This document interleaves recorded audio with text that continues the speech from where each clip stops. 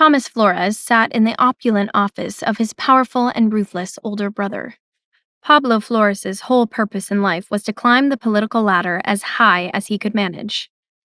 "He's untouchable," Pablo scowled, his fingers drumming on the desk. "Fucking Prince Charming."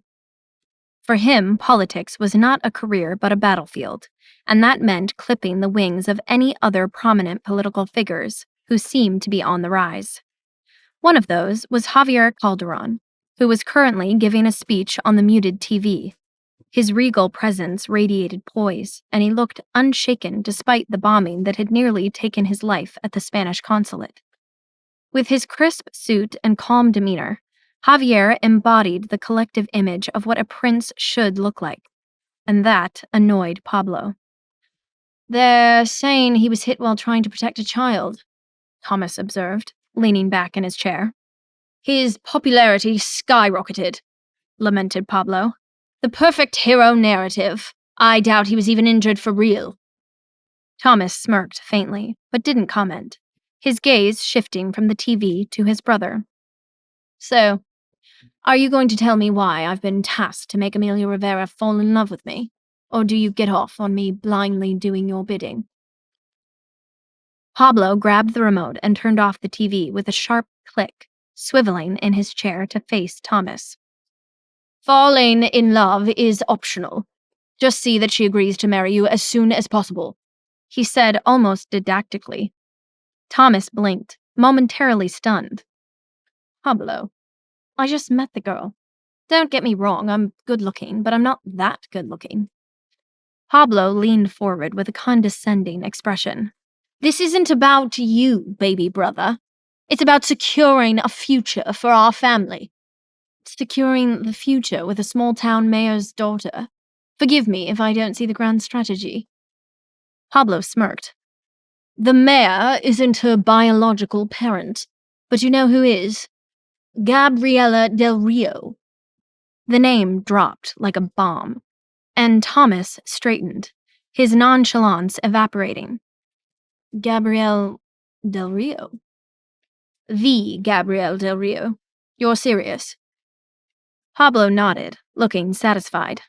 "Amelia doesn't know it yet, but Gabrielle has been searching for her missing daughter for years. Once the truth comes out, every man with a shred of ambition will want her. But if she's already married into our family, that won't matter, will it?" Thomas let out a low whistle as he ran a hand through his hair. "Have you told Madame Del Rio that Amelia is her long-lost daughter?" Pablo shook his head. "That we will keep in our back pocket until the time is right."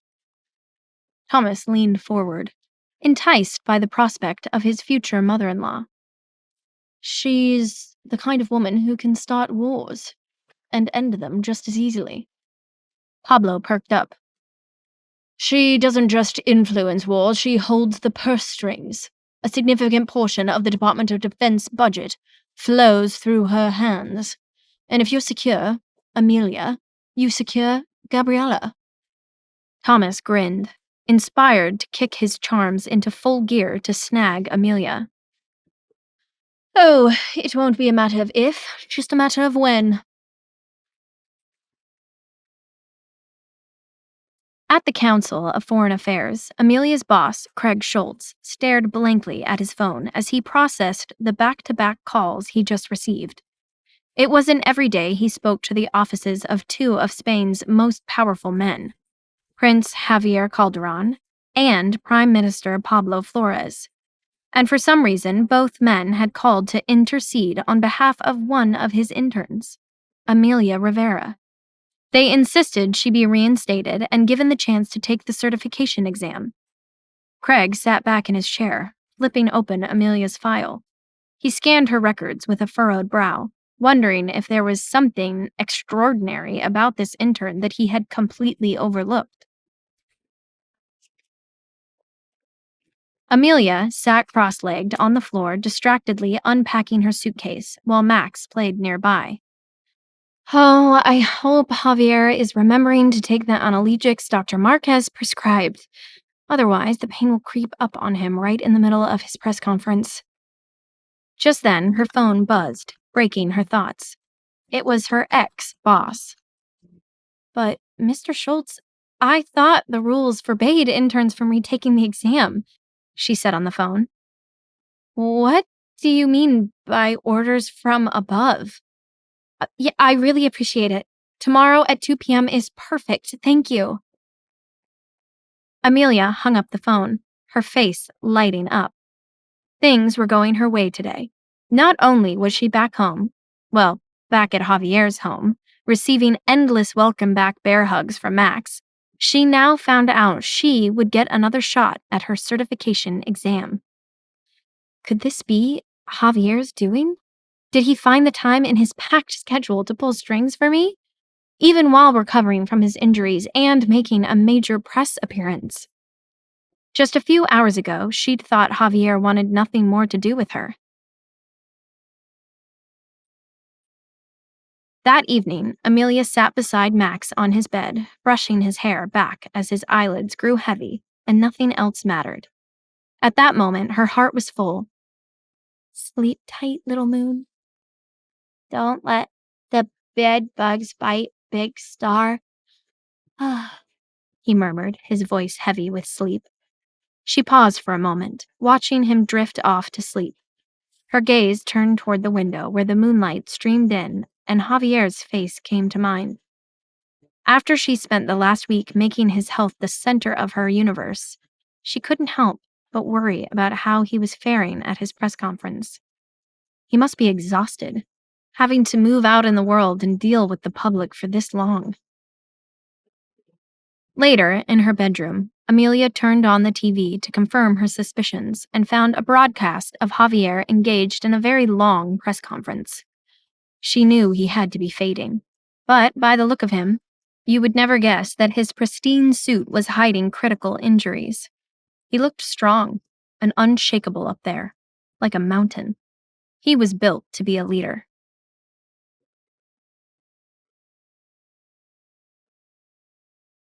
Just then, the sound of car engines pulling into the driveway jolted Amelia from her thoughts, and she hurried to the staircase just as the front door opened.